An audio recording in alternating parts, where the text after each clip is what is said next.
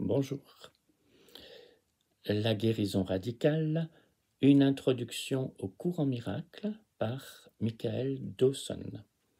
Il s'agit d'un résumé de son livre par lui-même et je vais choisir de vous lire ce résumé dans l'édition première de la traduction de ce livre en 1996 par le Souffle d'Or, à une époque où les mots n'étaient pas encore, la traduction n'était pas encore établie de manière aussi stricte qu'elle l'est aujourd'hui, en tout cas depuis 2006, ce qui est très bien aujourd'hui, qui est une traduction qui a demandé finalement 30 ans pour être validée en français. Alors voilà le résumé. Vous pourriez être surpris d'entendre combien la réalité est différente de ce que vous voyez. Ça, c'est une phrase du courant miracle. Et voilà le texte résumé de son livre et du courant miracle de Michael Dawson. Nos sens nous font percevoir un monde qui semble bien solide et bien réel. Le cours nous informe cependant que nous passons la totalité de notre temps, heures de sommeil et heures de veille confondues, dans un rêve. Le rêve d'une apparente séparation d'avec Dieu. Notre vraie nature reste l'esprit, car c'est esprit que Dieu nous a créés et est éternel. Dieu, dit le cours, est parfait, sans limite, sans forme, éternel et immuable.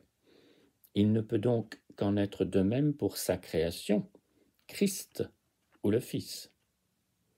Rien dans cet univers ne pouvant se voir attribuer l'un ou l'autre de ses qualificatifs, ce monde ne peut pas avoir été créé par Dieu. Nous sommes des idées dans l'esprit de Dieu et ne pouvons donc, à ce titre, quitter l'esprit de Dieu. Cette parfaite unité entre Dieu et Christ constitue le ciel que rien ne peut venir menacer. Pour des raisons qu'il nous est impossible de comprendre, une pensée, celle de se séparer de Dieu, est entrée dans l'esprit collectif du Fils. Cette idée que le cours dénomme l'ego, et à laquelle nous avons oublié de rire, disait que nous pouvions prendre la place de Dieu et devenir le Créateur. Pour répondre à cela, Dieu a créé l'Esprit Saint et l'a placé dans notre esprit afin de corriger cette petite idée folle de séparation. Choisissant de ne pas écouter cette voix de Dieu, nous avons éprouvé un accablant sentiment de péché devant l'acte que nous pensions avoir accompli. Et de ce sentiment sont nées la culpabilité et la peur du châtiment de Dieu. Notre esprit s'est alors fragmenté en 3 parties. L'ego, désordre, l'Esprit Saint, ordre, et le Fils de Dieu endormi, le décideur, qui doit désormais choisir lequel des deux écouter. La partie égo nous avise que nous ne pourrons pas survivre à la colère vengeresse de Dieu, représentée par l'Esprit Saint présent en nous. La peur nous fait écouter cet avis et nous identifier à l'ego. Puis nous projetons la pensée de la séparation hors de notre esprit sous la forme d'une image. Cette image est notre univers physique où nous pouvons désormais nous dissimuler et nous dérober à la colère de Dieu et à notre culpabilité. Un voile d'oubli recouvre notre décision et ce monde illusoire nous semble on ne peut plus réel. Pourtant, nous nous trouvons toujours en sécurité dans le ciel, bien que perdus dans notre rêve d'éveil. D'exil, pardon, non pas d'éveil, mais d'exil. Cette illusion est si puissante que sans l'aide de l'Esprit Saint, nous ne pourrions pas nous réveiller. C'est désormais notre corps qui nous semble la réalité, et non l'esprit que nous révélerait la vision. L'ego nous enseigne à nier notre culpabilité et à la projeter sur autrui. Notre culpabilité, haine de nous-mêmes, semble maintenant créé par des personnes et des circonstances extérieures à nous-mêmes. Nous nous sentons en droit d'éprouver de la colère à l'encontre des autres, et il devient impératif d'attaquer pour nous défendre, ce qu'on appelle les relations spéciales de haine.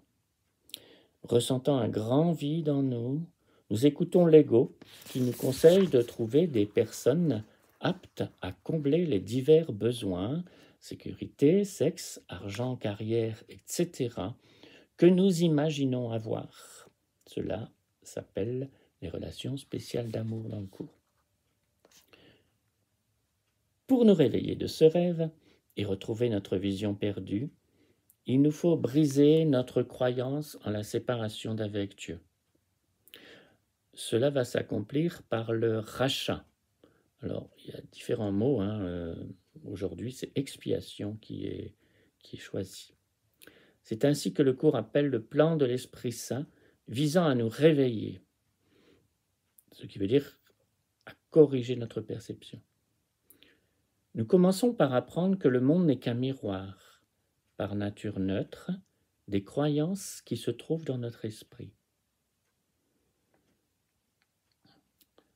Personne, ni aucun événement, n'a le pouvoir de nous donner ou de nous ôter notre paix.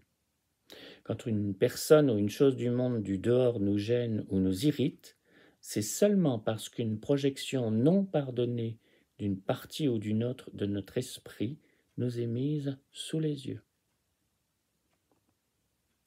Si nous nous montrons un tant soit peu consentants à autoriser le conseil de pardon de l'Esprit Saint à entrer dans notre esprit, nous allons pouvoir entreprendre le voyage qui va dissoudre la séparation en nous unissant à ceux qui nous entourent. Pardonner, c'est en premier lieu retirer du monde les projections que nous y avons placées, puis les ramener à leur lieu d'origine, c'est-à-dire dans notre esprit. Nous avons à présent l'occasion de guérir notre esprit en cessant de juger ce que contient sa partie égo. C'est ce jugement de nous-mêmes qui empêche notre esprit d'être guéri par l'Esprit Saint. La culpabilité appelle le châtiment, non la guérison. Comme nous apprenons à cesser de nous juger, nous permettons à l'amour de l'Esprit Saint, toujours présent en nous, de dissiper les nuages de culpabilité qui emplissent notre esprit. C'est cela, ce renversement de perception, qui nous fait passer du monde de séparation et d'attaque de l'ego au regard d'union et de pardon de l'Esprit Saint, que le cours appelle un miracle. En pratiquant le pardon dans nos relations, nous commençons à rompre la culpabilité qui recouvre le souvenir de l'amour de Dieu dans notre esprit. Nous commençons à voir que ce que nous avons fui, ce n'est pas la colère de Dieu, mais son amour.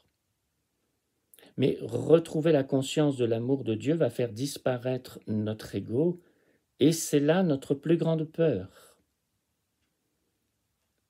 Les relations deviennent une salle de classe où nous pouvons apprendre à nous pardonner en pardonnant autrui, ce qu'on appelle donc des relations sacrées à ce moment-là. Jésus constitue le plus grand exemple de cette leçon de pardon. De plus en plus, nous allons comprendre que lorsque quelqu'un nous attaque, poussé par la peur, c'est en réalité notre amour qu'il demande. Nous commençons ainsi à permettre à l'Esprit Saint de transformer notre monde et, d'une prison de l'ego, d'en faire un instrument d'apprentissage qui va nous réveiller du rêve de séparation pour nous permettre d'entrer dans le monde réel de la vision. Après avoir réveillé dans notre esprit la connaissance de notre identité véritable, nous parcourrons le monde dans une paix totale, habités d'une joie intérieure que rien ne pourra venir nous ôter. Nous verrons alors, en chaque habitant de ce monde, un frère ou une sœur, dont la réalité est l'Esprit éternel. et vers qui nous propageons l'amour de l'Esprit Saint. Et je vous montre donc dans la version la plus récente ces petits schémas qui sont, ma foi, bien intéressants dans l'idée qu'ils donnent générale de ce qui se passe. Et c'est à l'envers. Voilà, pas du tout, c'était à l'endroit. À l'envers ou à l'endroit, je vous laisse faire un arrêt sur image, le temps que vous voulez, si vous le souhaitez. Et je vous dis au revoir.